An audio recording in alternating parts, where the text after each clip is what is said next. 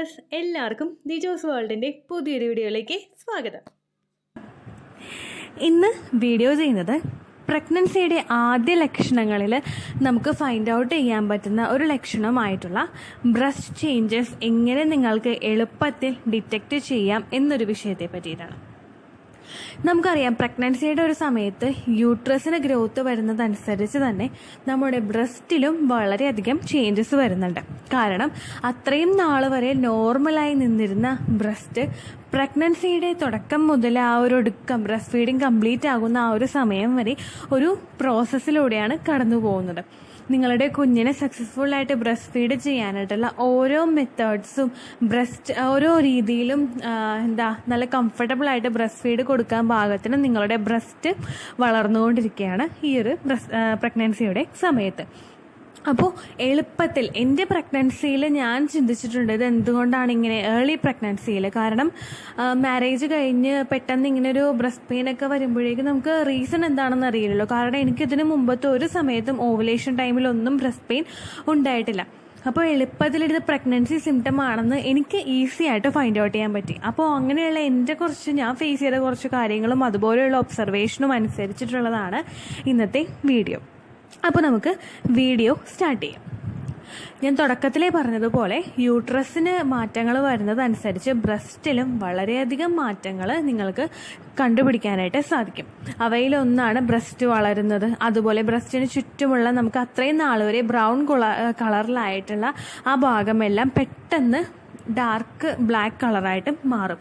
ആ ഒരു മാറ്റം നമുക്ക് കണ്ടുപിടിക്കാം. അതുപോലെ തന്നെ നമുക്ക് ബ്രസ്റ്റിലെ വെയിൻ പെട്ടെന്ന് തന്നെ ഡിറ്റക്റ്റ് ചെയ്യാനായിട്ട് സാധിക്കും. കാരണം എന്താണെന്ന് വെച്ച് കഴിഞ്ഞാൽ ബ്രസ്റ്റിൻ്റെ ഭാഗത്തോട്ട് കൂടുതലായിട്ട് ബ്ലഡ് ഫ്ലോ ഉണ്ടാകുന്നത് വഴിയാണ് ബ്രസ്റ്റിൽ ആ വെയിനൊക്കെ പെട്ടെന്ന് തന്നെ കണ്ടുപിടിക്കാനായിട്ട് സാധിക്കുന്നത്. ഇങ്ങനെയുള്ള മാറ്റങ്ങളെല്ലാം നിങ്ങൾക്ക് പ്രഗ്നൻസിയിൽ പെട്ടെന്ന് തന്നെ ഫൈൻഡ് ഔട്ട് ചെയ്യാനായിട്ട് സാധിക്കും. ഈ ബ്രസ്റ്റ് പെയിൻ നമുക്ക് ഓവുലേഷൻ്റെ സമയത്ത് ഉണ്ടാകാം. അതുപോലെ പീരീഡ് സ്റ്റാർട്ട് ചെയ്യുന്ന സമയത്തും ചിലരിലൊക്കെ ഉണ്ടാവും കേട്ടോ. കാരണം ഈ ബ്രസ്റ്റ് പെയിൻ ഉണ്ടാകാനായിട്ടുള്ള കാരണം എന്താണെന്ന് വെച്ച് കഴിഞ്ഞാൽ ഈസ്ട്രജനും പ്രൊജസ്ട്രോണും ആയിട്ടുള്ള ഹോർമോണാണ്. അപ്പോൾ പ്രഗ്നൻ്റ് ആയില്ല എന്നുള്ള സമയത്ത് ഈ പ്രൊജസ്ട്രോൺ ഹോർമോണിൻ്റെ വിഡ്രോവൽ സമയത്തും നിങ്ങൾക്ക് ഈ ചേഞ്ചസ് അനുഭവപ്പെടാനും സാധ്യതയുണ്ട്. അപ്പോൾ ഈ ഫസ്റ്റ് വീക്കിൽ പ്രഗ്നൻ്റ് ആകുന്നതിനുള്ള ഫസ്റ്റ് വീക്കിൽ നമുക്ക് ചേഞ്ചസ് അനുഭവപ്പെട്ട് തുടങ്ങുന്നത് നിങ്ങളുടെ ബ്രസ്റ്റിൻ്റെ സൈഡിലും അതുപോലെ അതിന് ചുറ്റുമുള്ള ഭാഗത്തായിരിക്കും. ഈ ചുറ്റുമുള്ള ഭാഗത്ത് കാരണം മിൽക്ക് ഡക്റ്റ് ഡെവലപ്പായി തുടങ്ങുന്നതിന് വേണ്ടിയിട്ട് നമ്മുടെ ബ്രസ്റ്റ് പ്രിപ്പയർ ആയിക്കൊണ്ടിരിക്കുകയാണ്. അപ്പോൾ അങ്ങനെയുള്ള സമയങ്ങളിൽ നിങ്ങൾക്ക് ആ ഒരു ഫസ്റ്റ് വീക്കിൽ പ്രഗ്നൻസിയുടെ ആദ്യത്തെ 3 ആഴ്ച ആ ഒരു സമയത്ത് നിങ്ങൾക്ക് ഈ വ്യത്യാസം കാണാനായിട്ട് സാധിക്കും. നമുക്ക് ചുറ്റുമൊന്ന് തൊടാൻ പോലും പറ്റാത്ത രീതിയിൽ ചിലപ്പോൾ വേദന അനുഭവപ്പെടാം. നമ്മൾ ചിലപ്പോൾ കൈവച്ച് ജസ്റ്റ് ആ ഒരു നിപ്പിൾ ഭാഗത്തേക്കൊന്ന് പയ്യെ ഒന്ന് ഉള്ളിലോട്ടാക്കി ഇങ്ങനെ പുറത്തേക്ക് വിടുന്ന ആ ഒരു സമയത്തൊക്കെ നിങ്ങൾക്ക് പെയിൻ അനുഭവപ്പെടാം.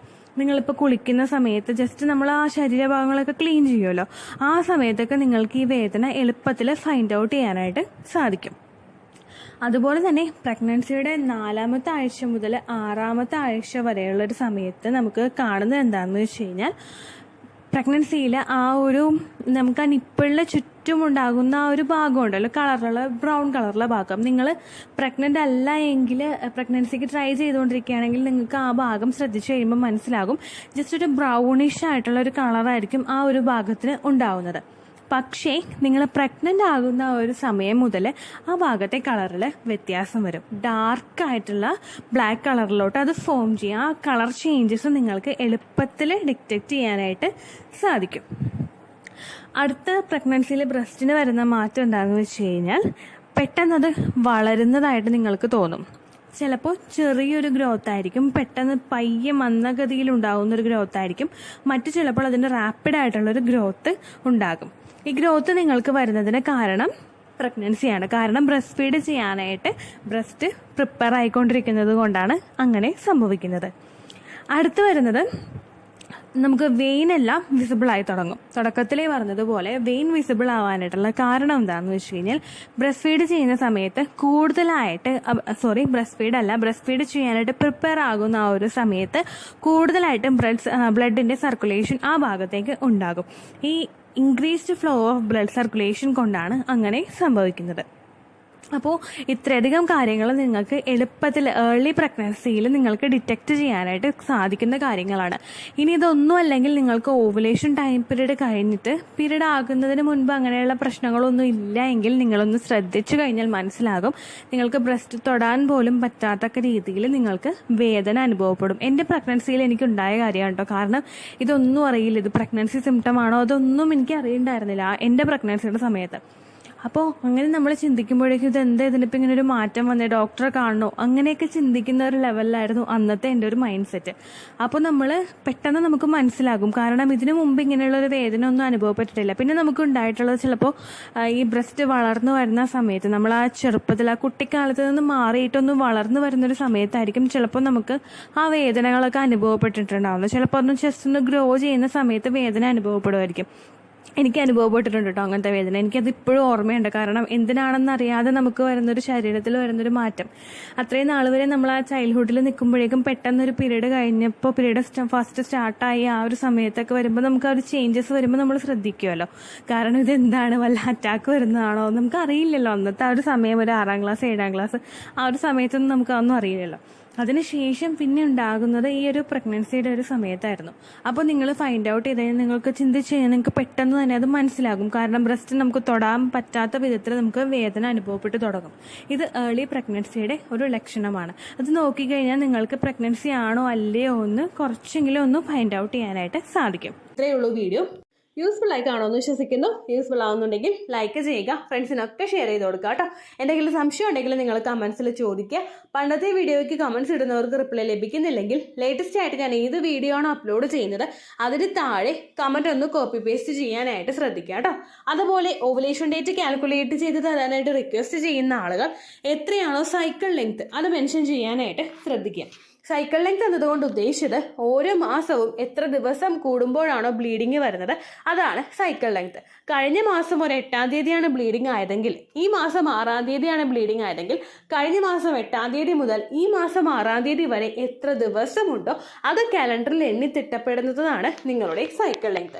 സൈക്കിൾ ലെങ്ത് നമ്മൾ കൃത്യമായിട്ട് കാൽക്കുലേറ്റ് ചെയ്യുകയാണെങ്കിൽ ഓവുലേഷൻ ഡേറ്റ് എളുപ്പത്തിൽ കണ്ടുപിടിക്കാൻ വേണ്ടിയിട്ട് ഒരുപാട് ആപ്ലിക്കേഷൻസും ഒരുപാട് ഓൺലൈൻ ആയിട്ടുള്ള വെബ്സൈറ്റുകളും ഇന്ന് നമുക്ക് അവൈലബിൾ ആണ്. പ്ലേ സ്റ്റോറിൽ പോയിട്ട് ഓൺലൈൻ ഓവുലേഷൻ ട്രാക്കർ എന്ന് ടൈപ്പ് ചെയ്ത് കഴിഞ്ഞാൽ നിങ്ങൾക്ക് അതുമായിട്ട് ബന്ധപ്പെട്ടിട്ടുള്ള ആപ്ലിക്കേഷൻസ് കിട്ടും. അത് പറ്റുന്നില്ല എങ്കിൽ ഗൂഗിളിൽ പോയിട്ട് ഓൺലൈൻ ഓവുലേഷൻ കാൽക്കുലേറ്റർ എന്ന് ടൈപ്പ് ചെയ്ത് കഴിഞ്ഞാൽ അതുമായിട്ട് ബന്ധപ്പെട്ടിട്ടുള്ള വെബ്സൈറ്റുകൾ നിങ്ങൾക്ക് കിട്ടും.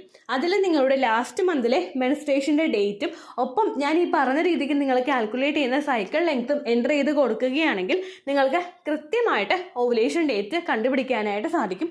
ഫെർട്ടൈൽ ടൈം പീരീഡും നിങ്ങൾക്ക് കിട്ടും. അതായത് എത്ര ദിവസം മുതൽ കോൺടാക്ട് ചെയ്ത് തുടങ്ങിക്കഴിഞ്ഞാൽ നിങ്ങൾ പ്രഗ്നൻ്റ് ആകും എന്നുള്ളൊരു ഡേറ്റും നിങ്ങൾക്ക് പ്രോപ്പറായിട്ട് കിട്ടും കേട്ടോ. ഇത് കാൽക്കുലേറ്റ് ചെയ്യുന്ന സമയത്ത് സൈക്കിൾ ലെങ്ത് കാൽക്കുലേറ്റ് ചെയ്യുന്ന സമയത്ത് നിങ്ങളുടെ ആ ഒരു കലണ്ടറിൽ നോക്കി തന്നെ നിങ്ങൾ കാൽക്കുലേറ്റ് ചെയ്യുക. പല മാസങ്ങളിലും 30-31 ദിവസമുണ്ട്, അതുകൊണ്ടാണ് അങ്ങനെ പറഞ്ഞത്. ഒപ്പം നിങ്ങൾക്ക് ബ്ലീഡിങ് തുടങ്ങിയ ദിവസത്തിന് വേണം നിങ്ങൾ ഡേ 1 ആയിട്ട് എടുക്കാൻ വേണ്ടിയിട്ട്.